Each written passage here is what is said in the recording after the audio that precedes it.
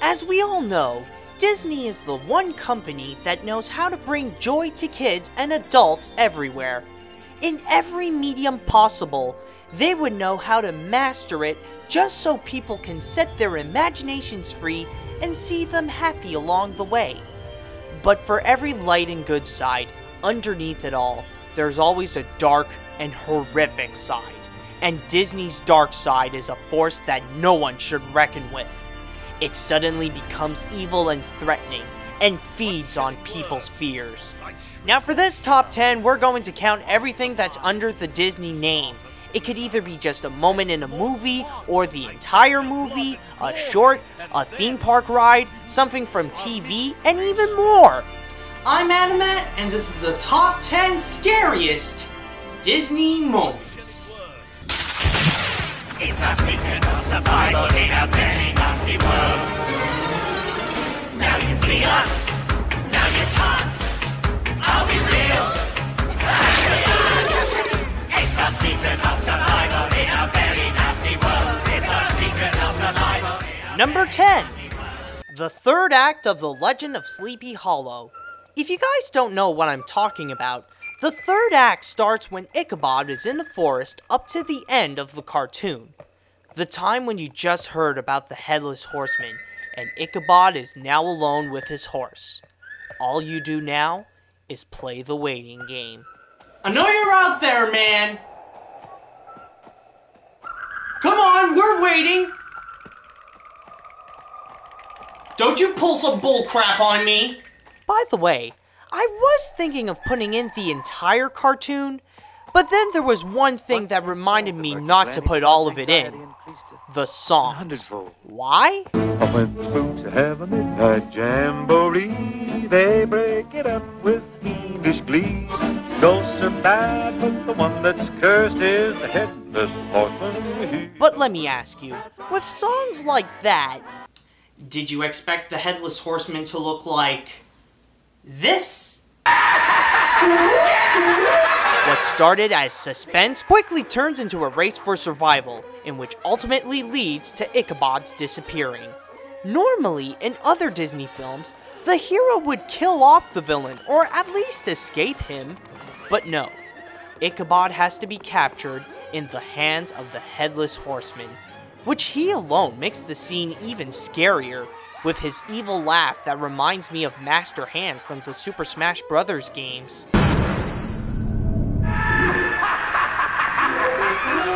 The third act of The Legend of Sleepy Hollow. Duck, duck, duck, duck, duck, duck, die!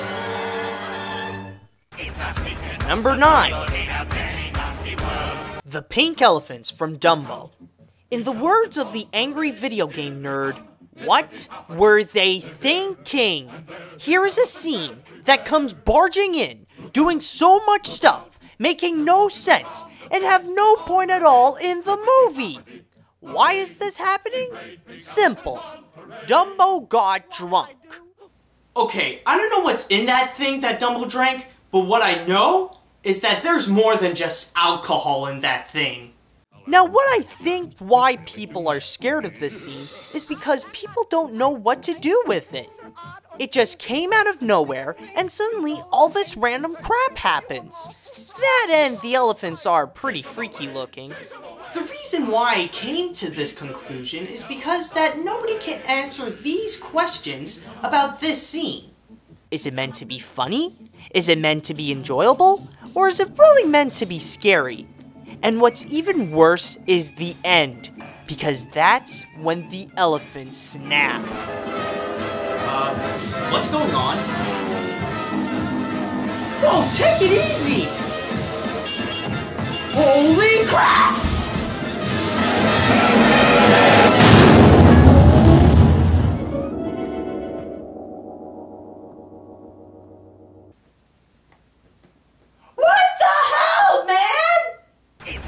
Number 8. Return to Oz. Now here's an imitation of every kid who watches this film for the first time.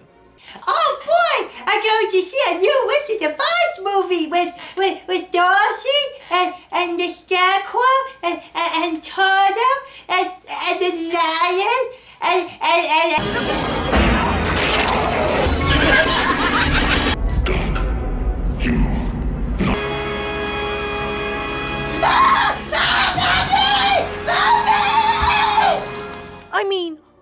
Holy crap!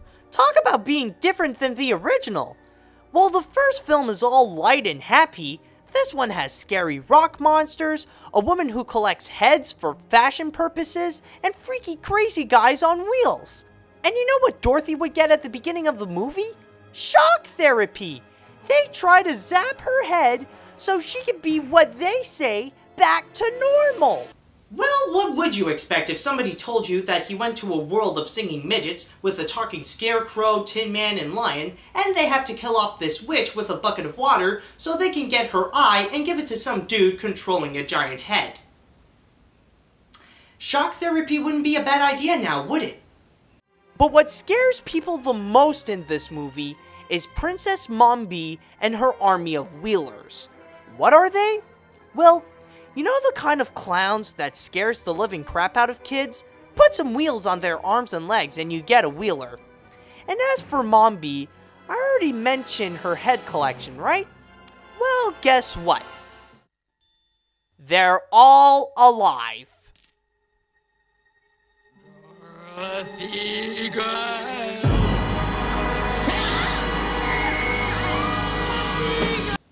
That is one horrifying alarm system.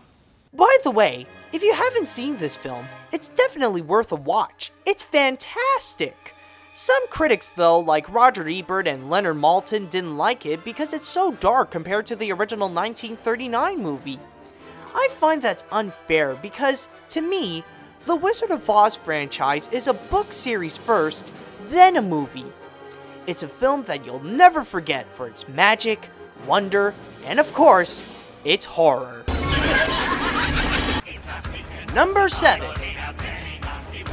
Hungry Hungry Donald from Mickey and the Beanstalk. Now we all know that Donald is famous for his short temper, but in Mickey and the Beanstalk, we learned that a short temper mixed with hunger is a very dangerous combination. It starts right after the giant stole the harp. The place is turned into a wasteland and food is extremely rare. Mickey, Goofy, and Donald can only eat what little they have.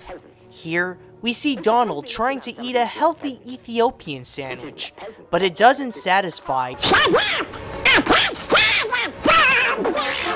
Jeez, I was only narrating here. But it gets even worse. We can even see it that the dude's not all there. Pretty much, he found an axe and thought, well, there's a cow outside, and I'm hungry as hell, so... Oh my god, somebody stop it before he gets someone for dinner! Hungry Donald, a moment in his life that nobody should be a part of. Well, except for some.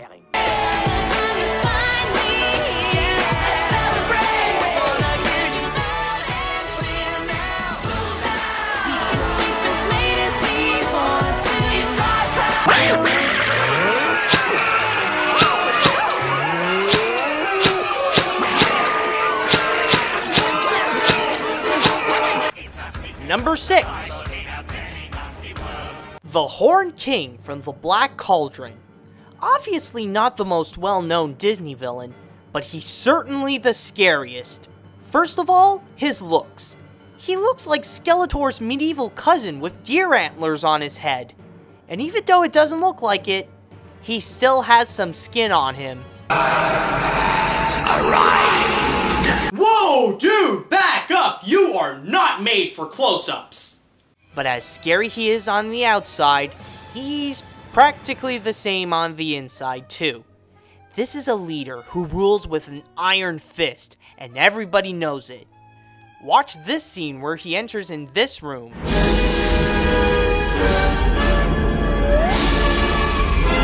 Now that's what I call power. Another thing that makes him so awesome and scary is his voice by John Hurt, who does an amazing job playing the king. Get up, you fools! Kill! Oh my god, he has eyes! Big, red, freaky eyes! But if the king isn't enough for you, then maybe his army will. And it's not just any army, it's the Cauldron-born army.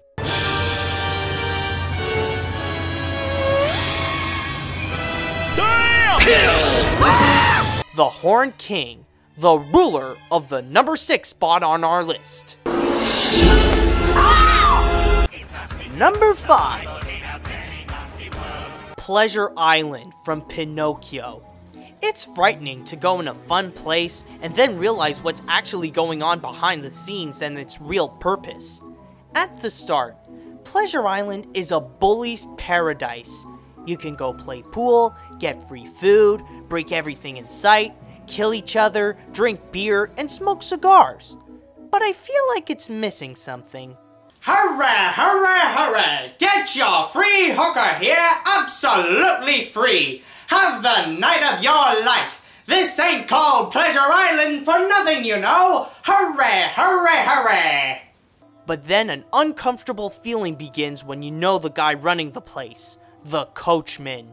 They never come back as boys. That is the most pedo thing that I've ever heard in my entire life.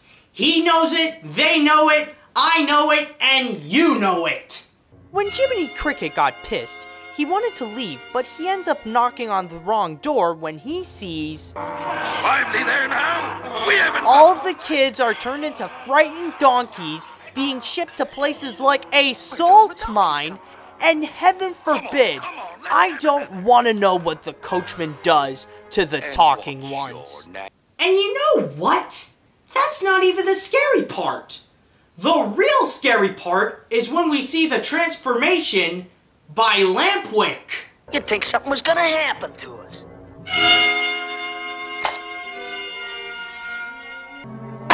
What's he think I look like? A jackass? Oh, I've been double-crossed!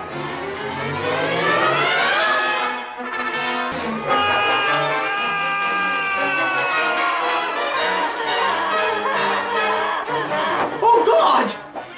And you know what else? Usually, in today's animated films, Pinocchio would go and save everybody. But here, they just ran for their lives, leaving the rest behind. So, pretty much, here's the real ending. Pinocchio is a real boy, Geppetto is now considered a dad, Jiminy is now an official conscience, the donkeys who used to be kids are now slaves in salt mines for the rest of their lives, Honest John and Gideon got their reward, and the coachman is now bathing in his piles of money and 4-year-old boy slaves. Pleasure Island. Come join the fun, jackass!